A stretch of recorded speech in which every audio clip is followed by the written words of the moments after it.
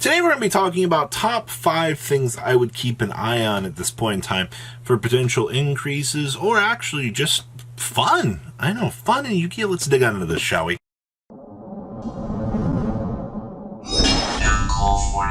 Don't be like one of the 36.5% of you who've not smashed the crap out of the grab button. Smash it so we can get to 100k, baby. First thing on our list here is DDD. With the advent of the new Battle of Chaos set, we got some of the biggest power-ups that DDD have seen in, 2 years? Ever since Rage got its manga promo, which was actually last year. I think Rage was the last big power-up that they got. But the new support gave them a Snatch Steel Trap card, which, yeah, is pretty good. They also got a extra deck lock mechanic, which is freaking hilarious, by the way. I never thought I'd see DDD with that. They also got the ability to produce a Exceed monster, basically using any effective DDD monster. They got new searchability for the deck. Hey, you know, for that Snatch Steel Trap card that you can just overlay on top of. So basically, we got way more combo ability than I think DDDs have had in a very long time. The new support aimed to fix the consistency of the deck to a degree. It patched some of the holes. It's still, DDD, you still have to like combo extremely hard in order to do your thing. You're still kind of susceptible to hand traps. But for people out here that like very fun combo decks, you know, we just opened up the door to new future DDD support at this point in time, which tells us, hey, no, doors open. We can start producing more of this style of content for, you know, increased popularity because of DDD. So right now, DDD gets a big pass from me in terms of the fun combo department. Like I said, a new Exceed monster that you can generically use with anything. We've already seen the stuff go up. It's already kind of started to fall down. So if you're looking at something that you want to play from here, keep an eye on this stuff, all right? I think in the long run, for players that enjoy DDD, it'll be worth keeping an eye on. Next up over here is Mutant and War Rock. Now, Plunder Patrol... Oh, wait a minute. You're like, oh, Mutant. Okay, so Plunder Patrol didn't get reprints. But Plunder Patrol is also kind of tied into this list. Mutants just got their new power-up monster. And you've already seen, what, like 2 mutant decks? There was also a mutant list that came out of the OCG recently. That's 3 mutant decks that, ever since Italy moved on our list here, you've seen love for this deck. Well, with the new support here, they've just gotten a little bit better with that card, which means that players are kind of paying attention to what mutants can do at this point in time. War Rocks have not gotten their new support yet, alright? Keep in mind, these 2 themes just got released in the OCG. I would say War Rocks are probably up for something in the next set, depending on how things go here. But with lack of reprints and new potential on the way here, that means that there's always all sorts of cool potential to be made behind decks like this, alright? People look at these videos and they're like, oh, penny stonks, where can I make some free chicken tendies?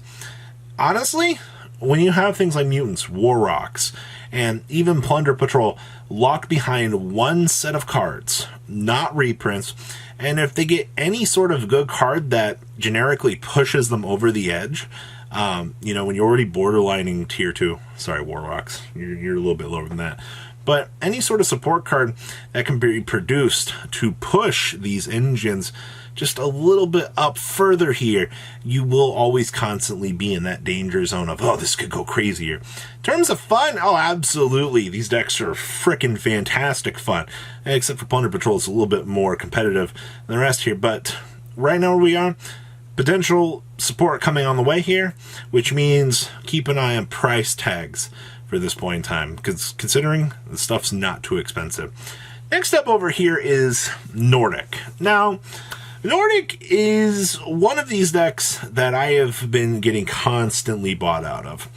Over the last couple weeks, I sold out of so many copies of the Link 1, and in previous videos I mentioned this, and it's continuing on with the same trend here.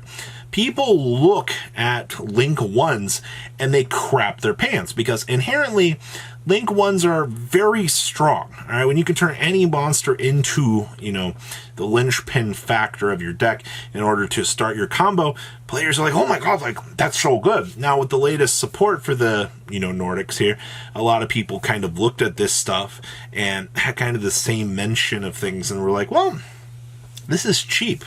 All right, like a Nordic core is going to run you like $20. And considering when we get Battle of Chaos here, you're probably going to see the same thing here.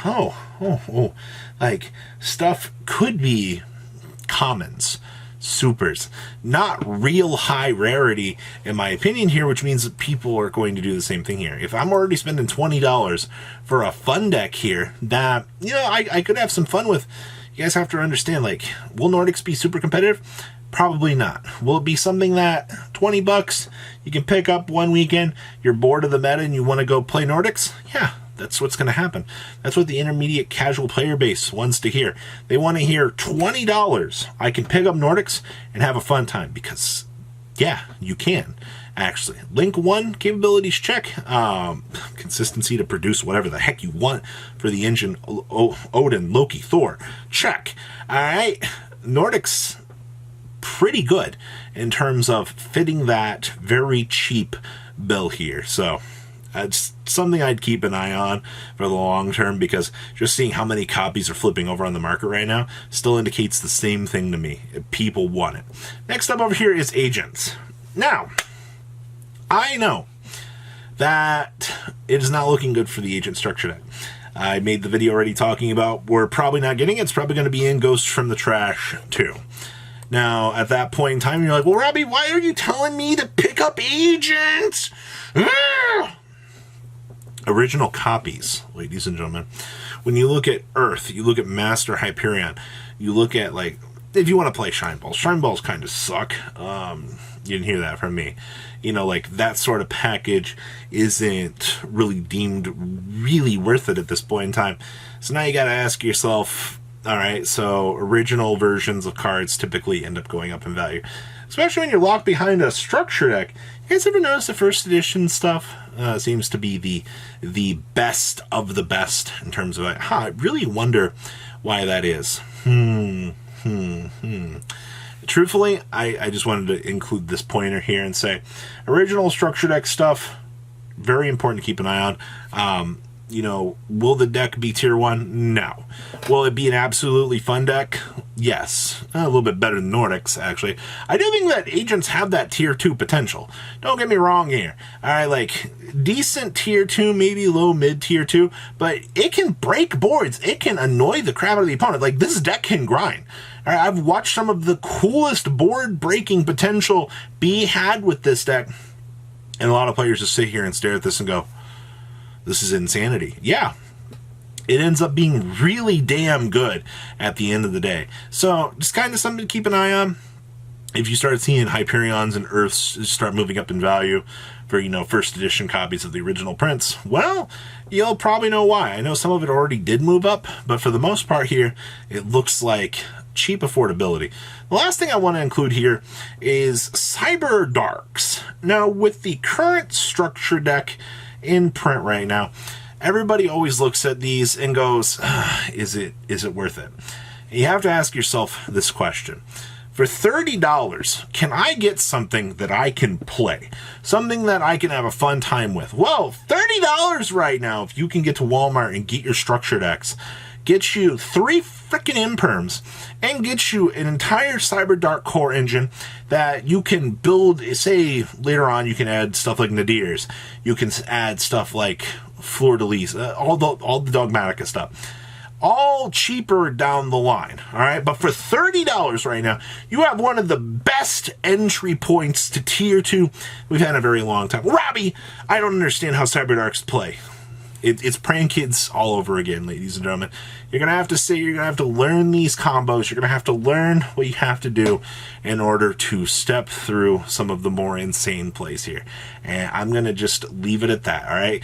It's high risk versus high reward. The high risk is, you got to learn the combos, The risk down here is $30, or you might hate the deck. You might want to throw it against the wall. It ends up being like that sometimes. But, I mean, hey, if you're a budget player out here and you're looking at this, you want to have some fun, Cyberdarks, ladies and gentlemen, it's fun. Or you can go pick up Nordics, but I think you'll have a more successful time with Cyberdarks at this point in time.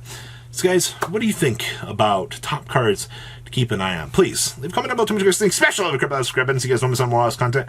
I'll see your beautiful faces back here later. There's some more cool awesome content. Peace out, guys. Have a good one. Thank you, patrons, for making the ride never truly end. Without you guys' support, well, I would probably be doing Truffle Shuffle videos for a living. Guys, please check out Vanco40 for all of your Cardfight Vanguard content brought to you by Vanco40. And if you are looking to pick up singles, check out imcogames.com for your trading card game needs. Thanks for watching, everybody.